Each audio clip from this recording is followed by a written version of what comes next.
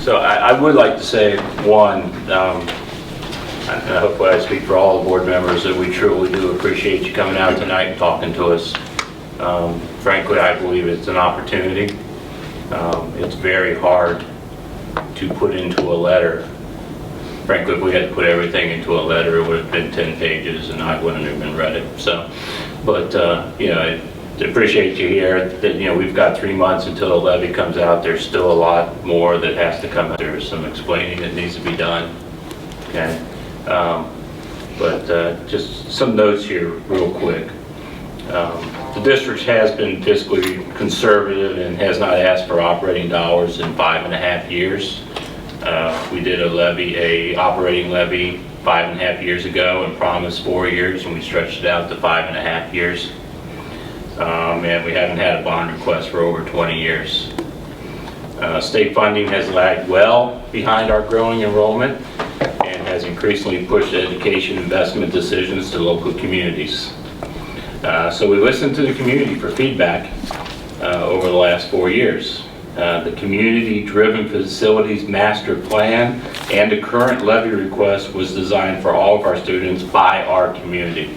Okay, this is not a board levy. This is driven by the community.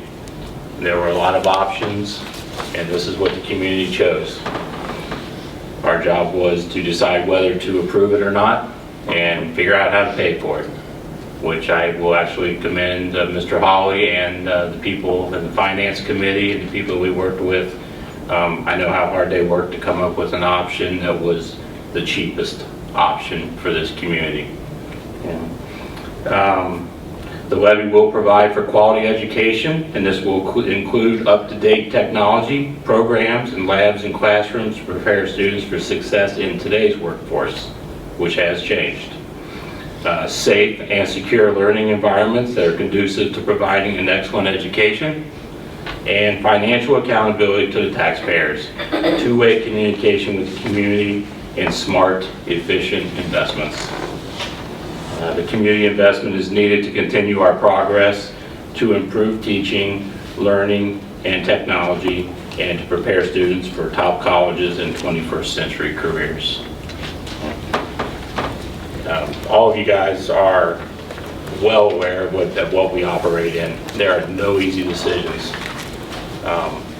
There is, and you know, we're not insensitive to what's going on in the community, but we operate in the environment that we've been given. And you know, I've been on this board for 8 years, and I don't like the environment that we operate in. Okay? But it's the one we've been given. So. We do have to move on. This is a plan of needs, not wants. The school district, in my opinion, has run exceptionally lean and mean for a long time. There was actually decisions made back during the financial crisis that Mr. Gerstenmaier brought up, and that there were reasons that things did not occur. And that was, one, to protect the community, and also keep things going away. So we kept, you know, this again, I'm a numbers guy, so forgive me.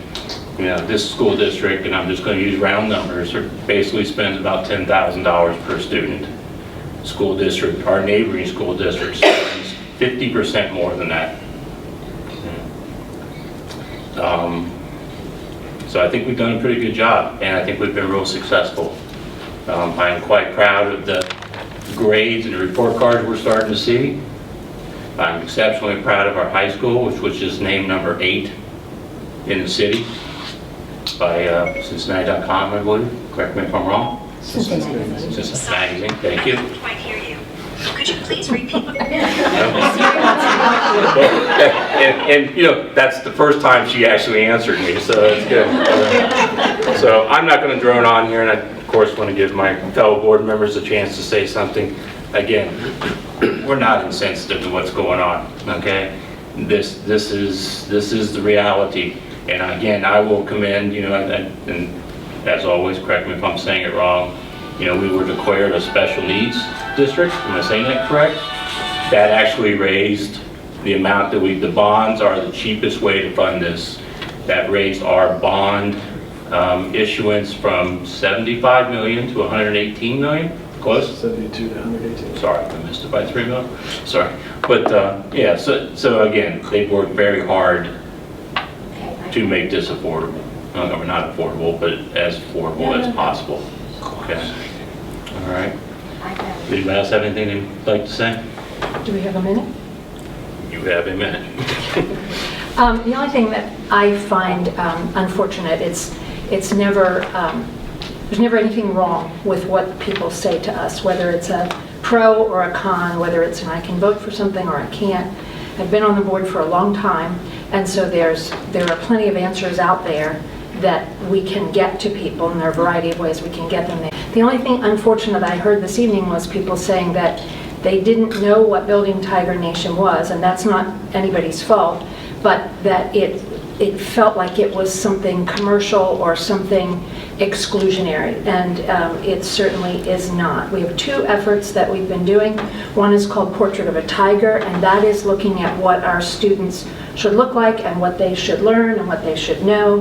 And Building Tiger Nation is a title that we have used over all of the efforts that we have done to try to research what the district needs, to research what might meet those needs, and to describe what the school community is. But no one would be excluded from being a part of Tiger Nation, whether it be a student, a staff member, a community member. Your ability to vote yes or no on the levy has nothing to do with being part of Tiger Nation. Tiger Nation is the school community within Loveland, and it is all our students, it is all our staff, it is all our community members who have supported us for quite a few years, and I think are trying now to decide whether they can continue to support us. So I just wanted to let people know what Building Tiger Nation was. Thank you. Good. The only thing that I would add is that over the last year, 15 months, there's been significant input from the community in a lot of public meetings, finance meetings, public meetings and facilities. And I thank the community members who participated in that. We had hundreds of participants along the way in that. This plan truly is something that had input from every facet of the community of Loveland that you can think, including the structure of how to finance this in a way that has the least impact on the most amount of people. I would encourage anyone who was not able to participate in those or make any of those meetings, there is still a website called buildingtigernation.org that has every presentation from every meeting, all of the feedback that was collected, everything there with the master plan. If you have not had an opportunity to see that, please look at that. You will see everything that these decisions are based upon. And then moving forward, there will be the opportunity to attend question and answer sessions and facility tours and coffees with the superintendent and treasurer. So please come join us, ask more questions, and just make sure that you attend and get the real information. Mr. Warner had mentioned that all the meetings were in small sites, so I wanted to make sure we had our website updated. We have added a community meeting on the 12th of September at 7 o'clock at the high school, and that is on our website. I didn't want to say anything until I was sure. But we did, to accommodate exactly what Mr. Warner said. It's open so that people could ask questions and be a larger venue. One last comment, if I could. I think it's important to mention, I said this is the environment that we work in. That doesn't mean we're sitting here and just accepting and throwing our hands up in the air and say that's the way it is, okay? Over the last several years, we've become heavily involved with advocacy groups and coalitions of other school districts here in the state. We lobby our representatives, and I say successfully lobby our representatives.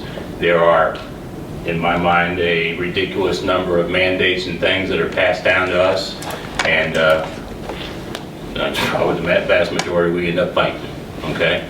And we win a few, and that saves this district money, that saves our community money. The one other thing I would mention is, we just had a renegotiation of our teacher contract. In that teacher contract is is going to be a compensation committee. There's a lot of smart people in this room, and that includes all of you. That's one thing I love about this town, is we have a lot of resources, and we got a lot of people in this community that are very smart, okay? So with that compensation committee, the goal is to try and figure out how we can do things differently. Okay? We'll see where that goes. So just wanted to point that out.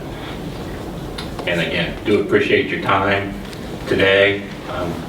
Hope to see you some more. Reach out. Reach out to Mr. Hawley. Reach out to Dr. Grouse. Reach out to me. I've got some emails I still have to respond to, so if you sent me one, the response is coming. I talk better than I type. So, all right. Anything else? All right, thanks again.